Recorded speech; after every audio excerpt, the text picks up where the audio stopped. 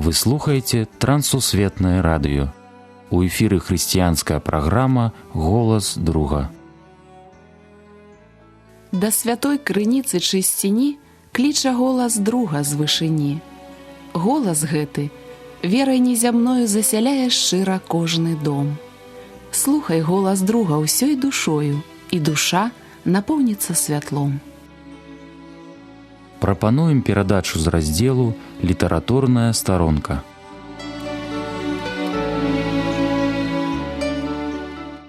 Мір вам, паважаныя слухачы!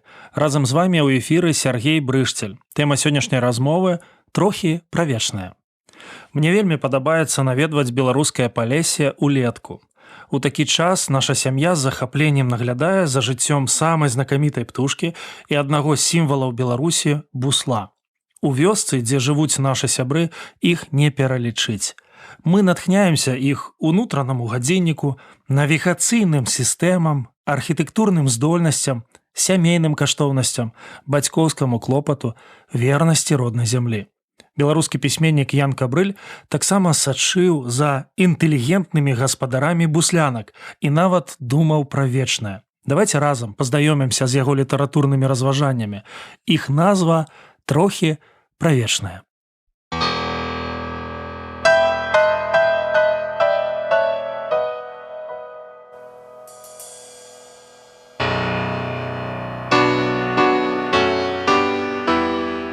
На днёма нам 3 векавыя дубы.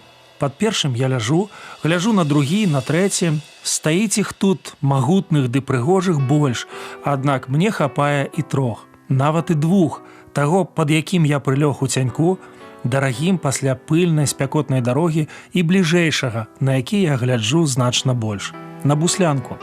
Ёсць яна і на 3, далейшым дубе. Нават і бусел там стаіць, нерухомы, як помнічак. Але на гэтую бліжэйшую буслянку, хоць і схаваную ў густой цёмна-зялёнай кроне, глядзіцца лежачы проста чамусьці лепш, нібы чакаючы чагосьці большага, чагосьці незвычайнага. Канчаецца ліпень. Бусляняты гэтай парой амаль зусім ужо дарослыя. Толькі зблізку адрозніш іх ад бацькоў. На дубе маім, заслоненай лістотай, дарослыя буслы ці бусляняты стаялі нябачныя, моўчкі. Я толькі здагадваўся, што яны там ёсць. Потым здагадка спраўдзілася. Нечаканым, великакрылым шах-мах. Буслы ўзняліся з-за лісцяной маскіроўкі і вось з'явіліся на блакіце. Блізка, ледзь не рукамі іх дастаць. Даўно прывычны такі заўсёды новы цуд. Тут я іх пазнаў, маладых, па дзюбах, па нагах, яшчэ не чырвоных, па тым, як яны, пакружыўшыся для размінкі над родным дубам, пачалі садзіцца на гняздо. Павіселі над ім, перабіраючы цыбамі, няўдала цэлячыся імі, каб хаця ж не міма. А потым прыляцеў надубны гаспадар. Чырвонаносы, чырвонаногі, з жабай у дзюбе, ну проста для малюнка ў дзіцячую кніжку. На гняздо ён сеў упэўнена, адразу. І тады апошні доказ, што першыя 2 маладыя пачулася іх нецярплівае, нават яшчэ ўсё пястотнае сіпенне. А мне ізноў успомніўся сёлетні сакавік.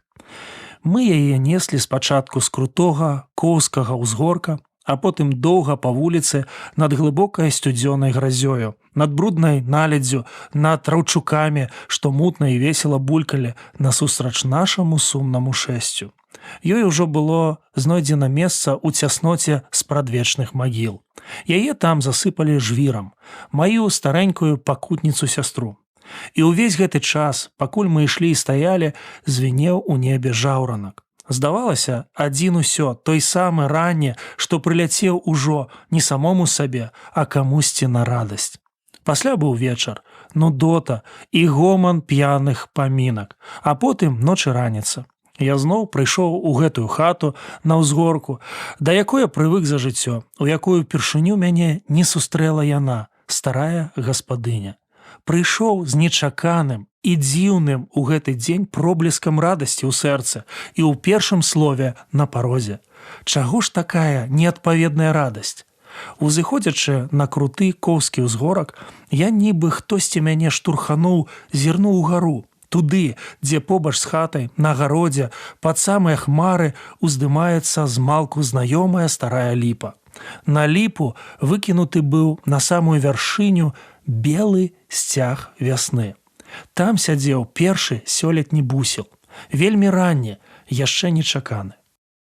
Я пастаяў каля плота, шчасліва намагаючыся уявіць ягоны шлях ад пірамідаў да нашых надрэчных лугоў. Сашка, найменшы ўнучак маёй сястры, ужо адчуў гэты вялікі цуд. Ён забаўляўся цяпер каля будкі з сабакам, натуральна шукаючы новыя пацехі. Хлопчык, відаць, не ўявіць бусліны вырайны шлях, як я. Куды яму з яго веданнем свету? А свежасць радасці жыцця ў мяне амаль такая ж мусіць, як і ў яго. Так думалася мне, пакуль на ліпе бялела, адпачываючы, мая зусім неспадзяваная радасць. Белы сцяг вясны. Тады ж адразу, адчуўшы гэта, я ўспомніў, што з'яву такую першы назваў так Міцкевіч, што па-нашаму, па-пісьменніцку, кажучы, гэта чужое. У яго толькі трохі інакш, не белы сцяг, а ранні. І не складзены так, як у гэтага, што на ліпе, а распасцёрты ў палёце. Прыйшла вясна, а потым пачалося лета. Тыдзень за тыднем мяне непакоіў той сцяг. Ездзячы па многіх вёсках і палях, бачачы іх буслоў, я ўспамінаў таго на голай ліпе і дакараў сябе, што вось жа ніяк не магу адчапіцца ад думкі, дзе тут, у радасці гэтай, маё, дзе чужое. Гэтая думка, гэты шчымлівы клопат вярнуўся і цяпер ліпеньскім сонечным адвячоркам. Чаму гэта літаратуршчына, кніжнасць, калі я, гледзячы на буслоў, зноў вось успамінаю Міцкевіча?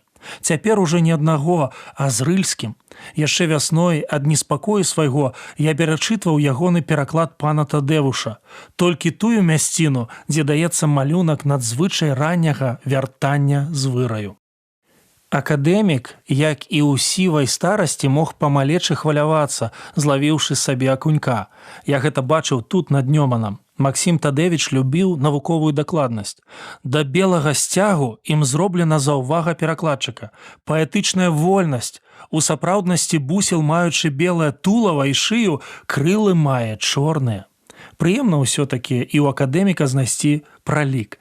Гледзячы з-пад дуба на буслоў у палёце, знізу пад крылы, бачу, яны не белыя, як у Міцкевіча, але ж і не чорныя, як у рыльскага. Яны чорна-белыя. Во! Але і гэта не ўсё. І тут я не зусім арыгінальны. Станіслаў Пігаль, яшчэ адзін акадэмік, польскі, у заўвагах да пана Тадэвуша, адпраўдваючы паэта, піша: крылы ў яго распасцёртыя. Гэта значыць, бачныя знізу робяць уражанне белых. Але не ў гэтым для мяне галоўнае. Далей ён піша: падобнае акрэсленне бусла з распасцёртымі крыламі, як белакрылага, знаходзім мы яшчэ ў Авідзіе. Вунь ажно, дзе ды калі.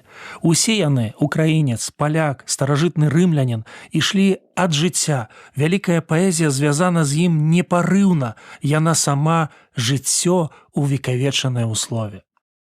І нежыццёвым, непраўдзівым было б замоўчваць, як, гледзячы на тое, што я бачу сам і ўспамінаю сказанае іншымі, перажываю яго па-свойму зноў. Калі качыце буслы, няхай жыве, як сонца, вечная паэзія, і тут над нашаю ракою.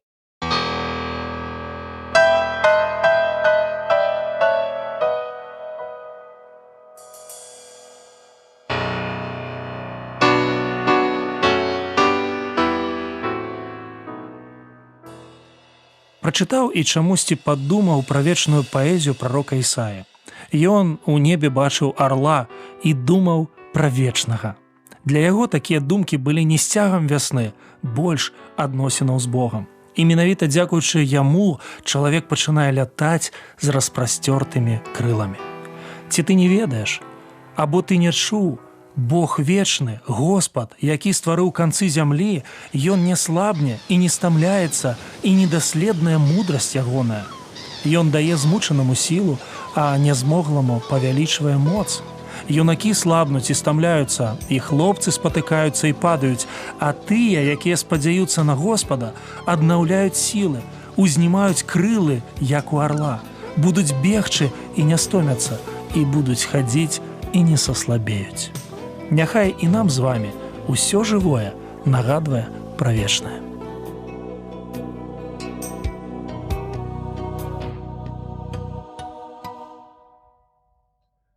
В сердце моем гнездятся птицы благих желаний. Хочется ввысь подняться, хочется высших знаний. Птицы мои благие, время взмахнуть крылами, чтобы мечты большие стали делами.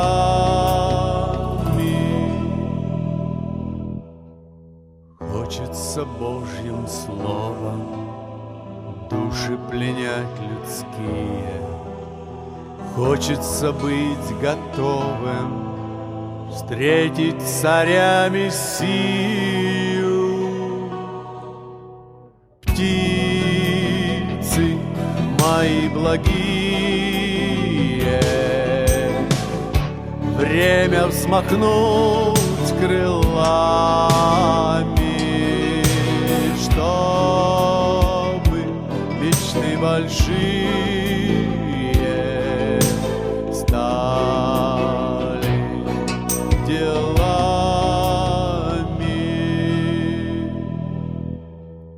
Нежно влечет Спаситель грешников к покаянию. Я же стою как зритель, в сердце одни желания. Птицы мои благие,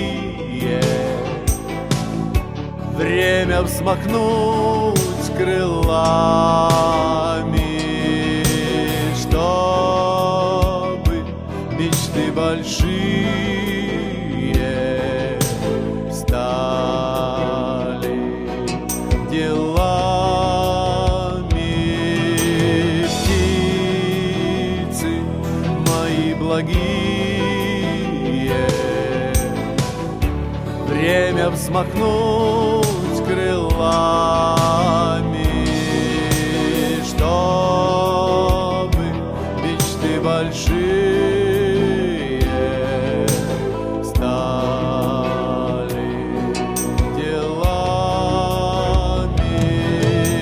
Птицы мои благие, время взмахнуть крылами, чтобы мечты большие стали делами.